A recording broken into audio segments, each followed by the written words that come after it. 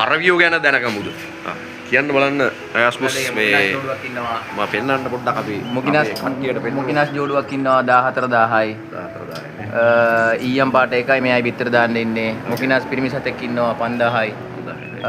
ෆෑන්ටයිල් ජෝඩුවක් ඉන්නවා 8500යි. ජෝඩු යන්නේ. ජෝඩුව අර 8500 තනි එකෙක් ඉන්නවා. මේක ඉන්නවා හොලන්ඩ් ජෝඩුවක් ඉන්නවා රුපියල් 9000යි. මේක 9000යි නේ ජෝඩුව. කීරි එක්කුයි ගෝල්ඩන් එක්කුයි ඉන්නවා රුපියල් 9000යි. විතර දාලා අයිති වටුව ඉන්නවා. වටුව ඉන්නවානේ. වටුව විතර දාන සයිස්. අය හාව්.